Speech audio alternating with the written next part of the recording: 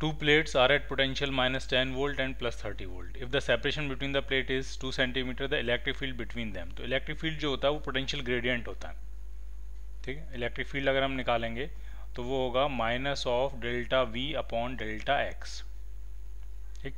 तो अगर दो प्लेट्स हैं, मान लिया एक प्लेट जो है वो है माइनस 10 वोल्ट पे, पहली वाली प्लेट माइनस 10 वोल्ट है और दूसरी वाली प्लेट जो है 30 वोल्ट है। तो एक चीज़ तो आपको क्लियर होनी चाहिए कि इलेक्ट्रिक फील्ड होता है हायर पोटेंशियल से लोअर पोटेंशियल, तो इलेक्ट्रिक फील्ड की डायरेक्शन इस तरफ होगी, क्लियर। अपोजिट डायरेक्शन में होगी, इलेक्ट्रिक फील्ड नेगेटिव डायरेक्शन में होगा। कितना होगा इलेक्ट्रिक फील्ड, तो निकाल लेते हैं। Minus delta we potential difference, तो 30 माइनस ऑफ माइनस 10, तो ये हो जाएगा 40। और सेपरेशन जो है वो है 2 सेंटीमीटर का, तो उसको मीटर्स में पुट करते हैं तो 0.02, तो पॉइंट हटाएंगे तो ये 2 जीरो बढ़ जाएंगे, 2 से डिवाइड करेंगे तो ये हो जाएगा आपका 2000, तो ये हो गया माइनस 2000 वोल्ट पर मीटर। और माइनस साइन क्या बता रहा है कि इलेक्ट्रिक फील्ड की जो डायरेक्शन होगी वो आगे की तरफ नहीं होगी, वो पीछे की तरफ होगी, क्योंकि आगे की तरफ पोटेंशियल बढ़ रहा है और इलेक्ट्रिक फील्ड जो होता है वो लोअर पोटेंशियल की तरफ होता है, हायर पोटेंशियल से लोअर पोटेंशियल। तो हम क्या आंसर टिक करेंगे इसमें, ए पार्ट। माइनस साइन क्या बता रहा है हमारा, इलेक्ट्रिक फील्ड की डायरेक्शन के बारे में।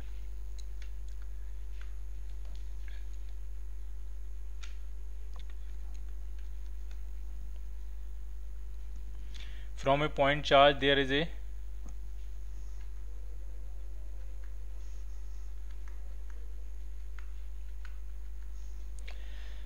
charges 2q minus q and minus q lie at the vertices of an equilateral triangle. The value of electric field and potential at the centroid of the triangle, ठीक।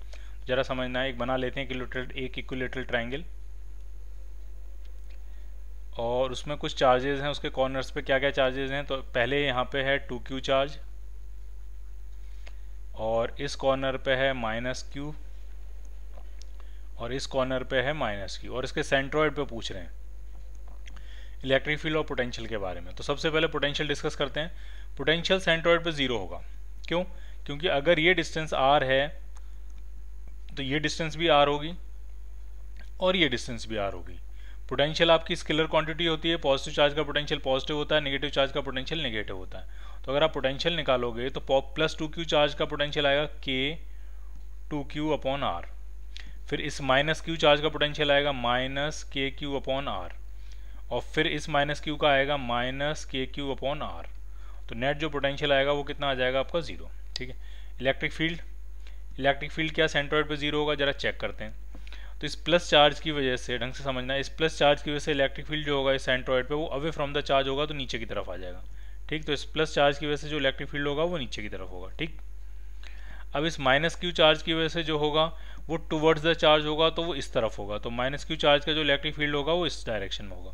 इसी तरह से इधर वाले माइनस क्यू का होगा इस डायरेक्शन में, तो ये कैसे भी 0 नहीं होंगे, इसका और इसका रिजल्टेंट भी नीचे आ जाएगा, तो नेट इलेक्ट्रिक फील्ड जो होगा वो 0 नहीं होगा और होगा किस डायरेक्शन में, downward direction.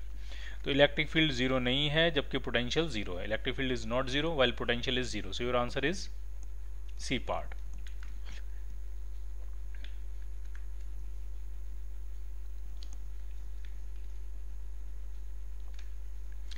In an uniform field of charge 3 coulomb experience a force of 3000 Newton.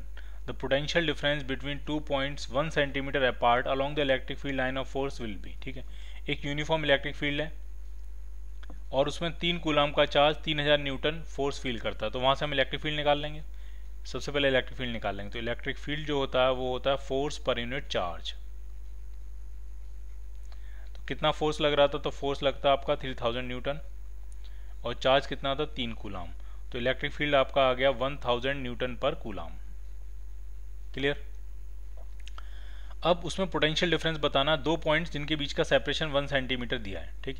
तो जो पोटेंशियल डिफरेंस का फॉर्मूला होता था डेल्टा वी, वो होता था माइनस ई डॉट डी, ठीक। माइनस साइन सिर्फ ये बताएगा कि इलेक्ट्रिक फील्ड की डायरेक्शन में पोटेंशियल जो है वो कम होता जाता है, फाइनल पोटेंशियल कम होगा और इनिशियल पोटेंशियल जो होगा ज़्यादा होगा अगर आप इलेक्ट्रिक फील्ड की डायरेक्शन में जाओगे, ठीक।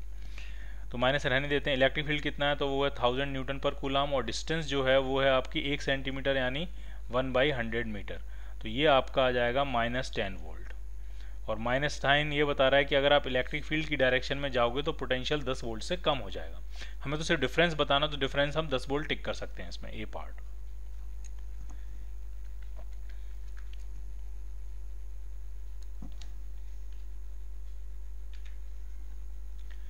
From a point charge there is a fixed point A, at that point there is an electric field of 500 volt per metre and potential of 3000 volt, then the distance of A from the point charge. Point charge से A की distance आपसे पूछ रहे हैं, ठीक है, ढंग से समझना। एक पॉइंट चार्ज है,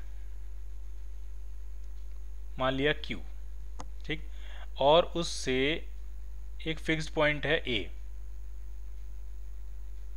ठीक, और A पे इलेक्ट्रिक फील्ड भी दिया और पोटेंशियल भी दिया और आपसे डिस्टेंस पूछ रहे हैं, ठीक है। तो इलेक्ट्रिक फील्ड का जो फॉर्मूला होगा वो होगा आपका KQ/R², और पोटेंशियल का जो फॉर्मूला होगा वो आपका होगा KQ/R। और मैं आपसे कहता हूं कि अगर हम दोनों इक्वेशंस को डिवाइड कर दें, इलेक्ट्रिक फील्ड अपॉन अगर पोटेंशियल कर दें, तो ये बचने वाला है KQ/R² डिवाइडेड बाई KQ/R, तो ये बचने वाला है 1/R। तो अगर आपको R निकालना है तो ये बन जाएगा पोटेंशियल अपॉन इलेक्ट्रिक फील्ड, ये बनेगा R। पोटेंशियल कितना है? पोटेंशियल है उस पॉइंट का 3000 वोल्ट, और वहाँ पे इलेक्ट्रिक फील्ड जो है वो है 500 वोल्ट पर मीटर, तो वो जो डिस्टेंस आई उस पॉइंट चार्ज से वो आपकी आ गई 6 metres. So your answer is A part.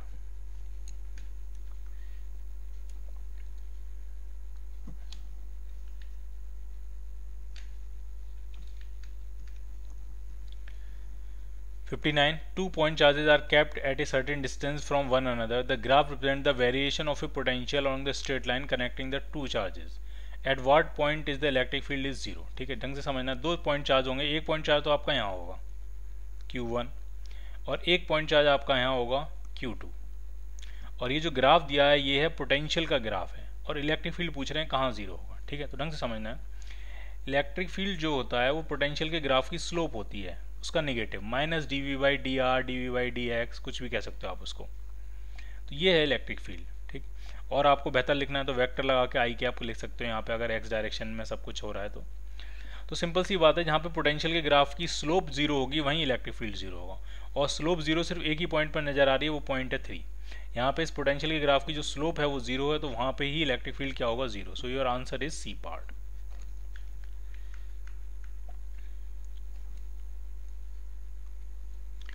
In the electric field of a point charge Q, ठीक है, ये पॉइंट चार्ज है प्लस Q, ये पॉइंट चार्ज है प्लस Q, ठीक। उसके इलेक्ट्रिक फील्ड में a certain charge is carried from point A to B, C, D and E। A point से हम किसी चार्ज को, कोई सर्टेन चार्ज होगा, मान लिया Q0 कोई चार्ज है, उसको हम A से B लेके जा रहे हैं एक बार, फिर एक बार A से C लेके जा रहे हैं, A से D, A से E, इस तरह से लेके जा रहे हैं, और ये जो है वो पूरे सर्कल पे लाई कर रहे हैं, वो सर्कल के सेंटर में वो Q चार्ज है प्लस Q। तो आपसे वर्क डन के बारे में पूछ रहे हैं, क्या सिचुएशन है, ठीक। तो मैं आपसे कहता हूं कि वर्क डन हर पाथ में जीरो होगा। क्यों? किसी भी चार्ज को मूव कराने में जो वर्क डन होता है एक्सटर्नल एजेंट का, वो होता है जिस चार्ज को मूव करा रहे, work done by external agent जो होता है वो होता है जिस चार्ज को मूव करा रहे इनटू फाइनल पॉइंट का पोटेंशियल माइनस इनिशियल पॉइंट का पोटेंशियल। अब इस क्वेश्चन में फाइनल पॉइंट और इनिशियल पॉइंट, इन दोनों के पोटेंशियल सेम होंगे, क्योंकि ये दोनों ही पॉइंट जो हैं वो सेंट्रल वाले चार्ज से एक फिक्स डिस्टेंस r, रेडियस के बराबर जो डिस्टेंस उस पर होंगे। अगर मैं ए पॉइंट का पोटेंशियल पूछूंगा इस सेंट्रल चार्ज की वजह से, तो वो भी KQ/R आएगा। बी पॉइंट का पोटेंशियल वो भी KQ/R आएगा। सी पॉइंट का पोटेंशियल वो भी KQ/R आएगा, क्योंकि ये सारे के सारे पांचों के पांचों पॉइंट्स इस सेंट्रल चार्ज से फिक्स डिस्टेंस पे हैं, ठीक है। एक सर्कल पे लाई कर रहे हैं, सर्कल के सेंटर में वो चार्ज है, तो इन पांचों पॉइंट्स का जो पोटेंशियल होगा वो सेम होगा। तो फाइनल माइनस से जब आप इनिशियल पोटेंशियल करोगे तो वो जीरो आ जाएगा, तो हर केस में जो वर्क डन होगा वो होगा zero. So your answer is C part.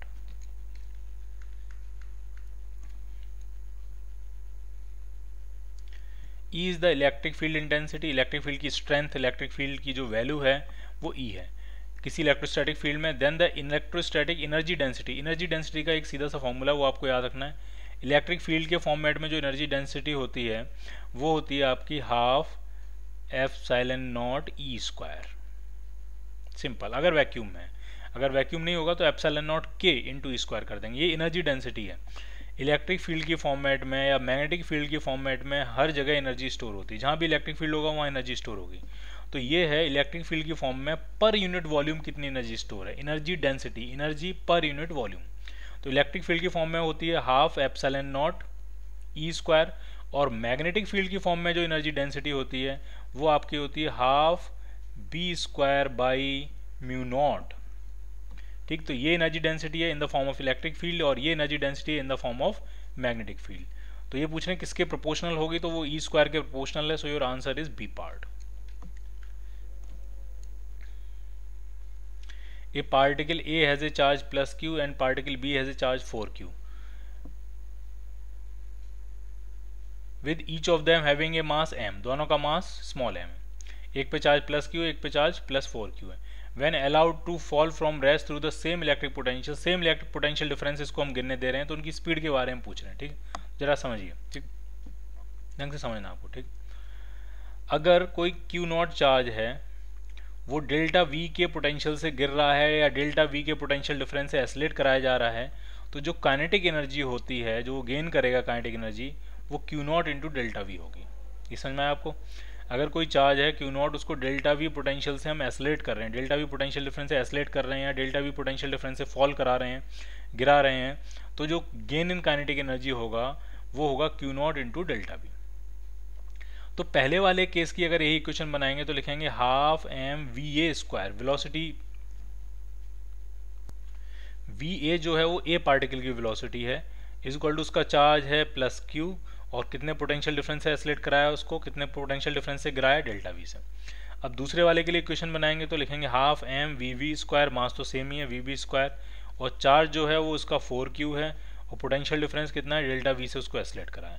हमको तो सिर्फ रेशियो निकालना, तो दोनों को हम डिवाइड कर देते हैं। जैसे आप इधर डिवाइड करोगे तो ये सब कैंसिल आउट हो जाएगा, तो इस तरफ आ जाएगा V A upon V V का स्क्वायर, और इस तरफ q से q कैंसिल, डेल्टा v से डेल्टा v कैंसिल, इधर आ जाएगा आपका 1/4, तो V A upon V V कितना हो जाएगा 1/2, 1/2।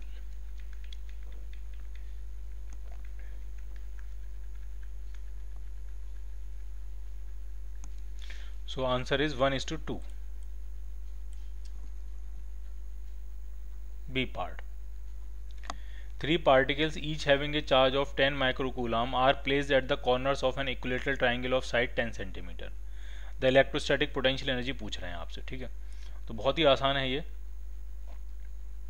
मान लिया इक्विलेटरल ट्राइंगल है, 3 चार्जेस हैं, उनकी वैल्यू आपको दी हुई है और डिस्टेंस भी दी हुई है। तो मान लिया Q और Q चार्ज है और डिस्टेंस R और R है।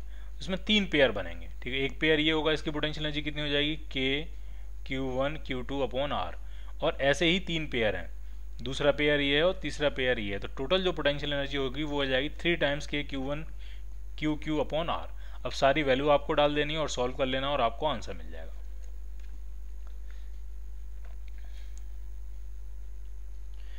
एक मास दिया है आपको 20 ग्राम और उस पर चार्ज दिया है 3 milli coulomb. It moves with an velocity of 20 metre पर second and enters a region of electric field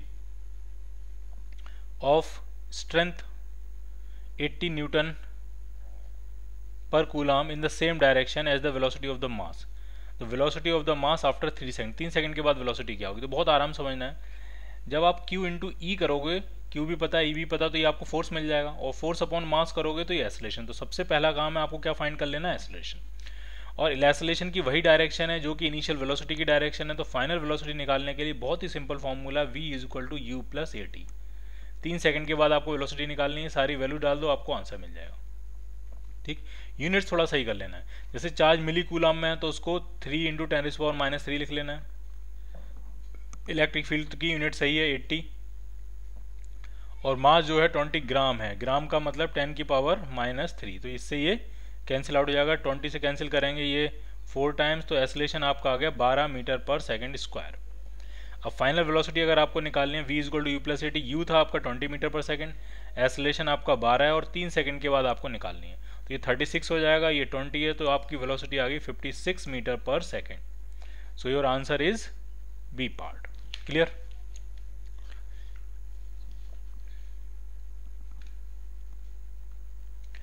Four identical charges plus 50 microcoulomb each are placed one at each corner of a square of side 2 metre. एक square है, उसके 4 corners पे 4 charge रखे हैं, और इसकी potential energy पूछ रहे हैं how much external energy is required to bring another charge of 50 microcoulomb from infinity to the centre of the square. ठीक है, तो बना लेते हैं इसको।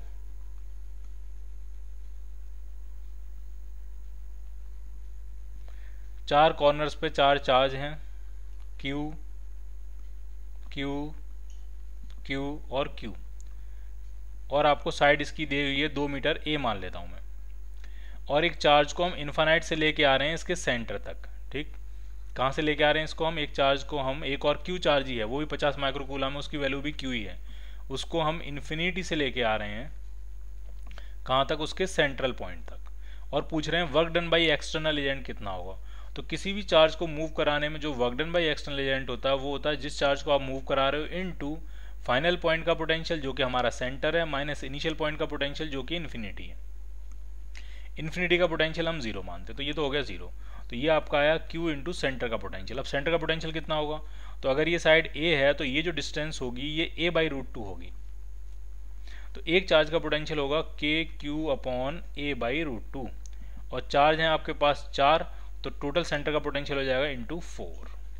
तो ये बनेगा work done by external agent. Q आपको पता है 50 माइक्रोकूलम है, K की वैल्यू आप जानते हो, और डिस्टेंस A जो दी हुई है वो 2 मीटर दी हुई है। सारी वैल्यू डालनी है और आपको सॉल्व कर लेना, आपको आंसर मिल जाएगा।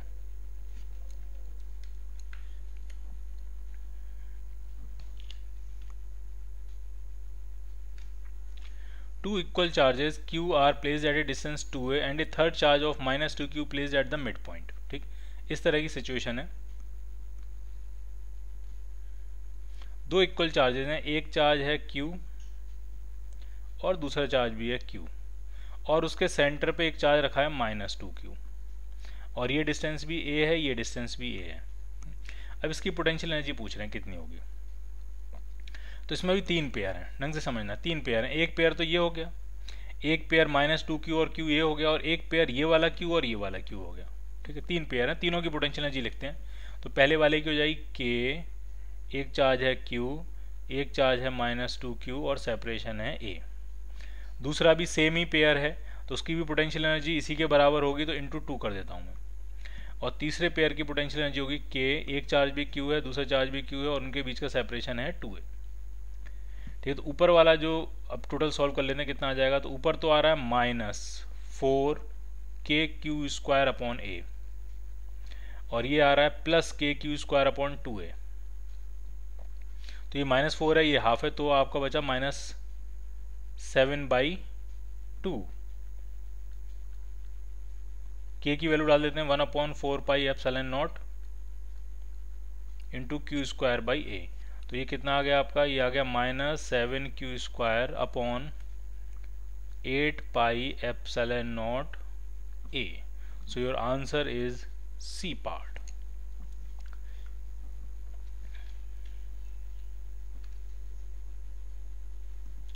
An alpha particle is accelerated through a potential difference of 10⁶ volt. Its kinetic energy is। तो जो अभी हमने देखा, अगर किसी Q चार्ज को डेल्टा V से एसलेट कराते हैं तो उसके पास काइनेटिक एनर्जी आ जाती है Q डेल्टा V। अब जो अल्फा पार्टिकल है उसके पास जो काइनेटिक एनर्जी, जिसके पास जो चार्ज होता है वो 2 टाइम्स इलेक्ट्रॉन का चार्ज है, तो 2e के बराबर चार्ज होता है, और पोटेंशियल डिफरेंस कितना है 10⁶ वोल्ट। तो ये आपका आ जाएगा 2 मिलियन इलेक्ट्रॉन वोल्ट। इलेक्ट्रॉन तो ये है ही, और इसको आप 10⁶ को मिलियन कह लो, तो आपके पास जो काइनेटिक एनर्जी आएगी वो आएगी 2 million electron volt. So your answer is B part.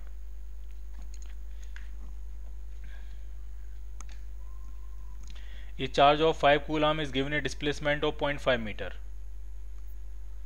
The work done in the process is 10 joule.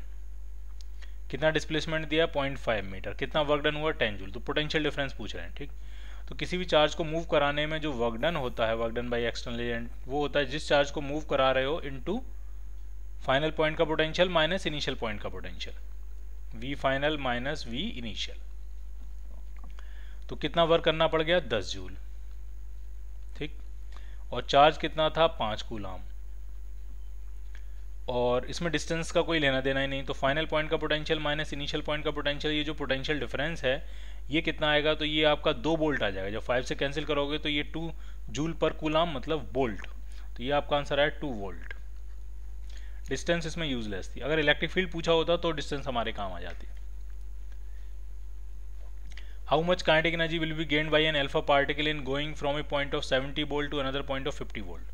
ठीक, कितनी एनर्जी गेन करेगा वो काइनेटिक एनर्जी, तो gain in kinetic energy is equal to charge into delta V, जिस potential difference से आप उसको एसलेट करा रहे हो। ठीक, तो चार्ज कितना है, तो चार्ज है आपके पास 2 इलेक्ट्रॉन के बराबर चार्ज है 2e।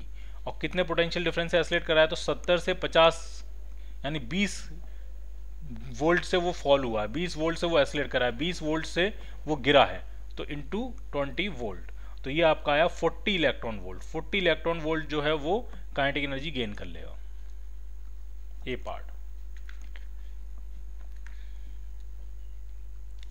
The ratio of movement of an electron and an alpha particle which are isolated from the rest by a potential difference of 100 volt। 100 volt से अगर हम उसको एसलेट कराएं तो जो काइनेटिक एनर्जी गेन करेगा तो मोमेंटम आएगा, उस मोमेंटम का रेशियो निकालना है। ठीक, तो जरा समझिए आराम से। जो मोमेंटम होता है वो होता है √2m_k और 2m_k, और काइनेटिक एनर्जी जो होगी वो हो जाएगी q × ΔV। अब पोटेंशियल डिफरेंस तो सेम ही है, सेम पोटेंशियल डिफरेंस से एसलेट करा रहे हैं, ठीक है। बाकी चार्ज अलग होता है और मास अलग होता है। तो momentum of electron upon momentum of alpha particle is equal to, ये 2 वाला फैक्टर भी दोनों केसेस में सेम रहेगा, कैंसिल आउट हो जाएगा, डेल्टा भी दोनों केस में सेम है, वो भी कैंसिल आउट हो जाएगा, तो ये तो हमारे यूजलेस है।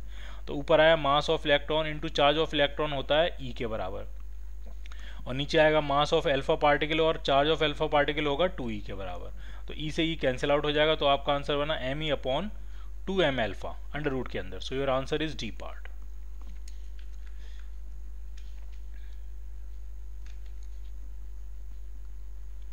An electron enters in higher potential region V2 from lower potential region V1। ठीक है, इलेक्ट्रॉन जो है वो हायर पोटेंशियल रीजन में एंटर कर रहा है लोअर पोटेंशियल रीजन से। ठीक, आराम समझना है। मान लिया ये वाला रीजन, इधर वाला रीजन ये है हायर पोटेंशियल रीजन V2 और ये लोअर पोटेंशियल रीजन है V1। तो इलेक्ट्रिक फील्ड जो होगा वो हायर से लोअर की तरफ होगा, इलेक्ट्रिक फील्ड इस तरफ होगा।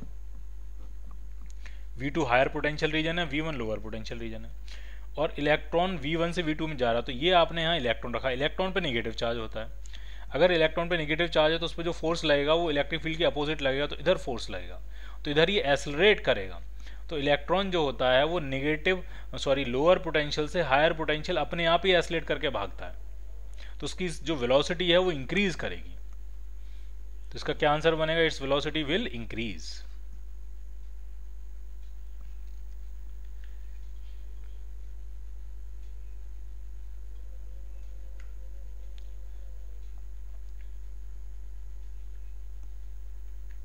इसमें कुछ और भी समझने वाली बातें हैं।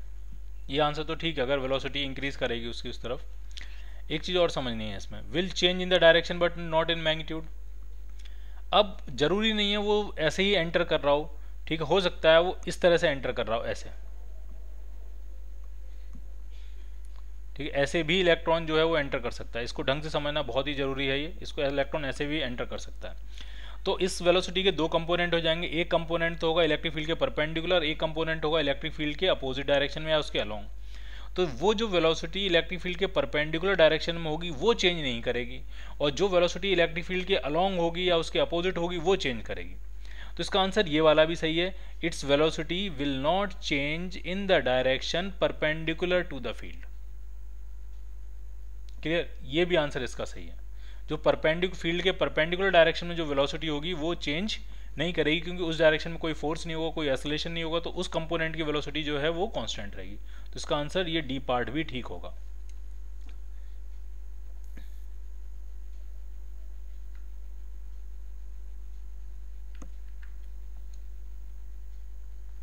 At a distance of 1 meter from the central charge of 1 millicoulomb, a particle of mass 2 kg and charge 1 microcoulomb is held stationary.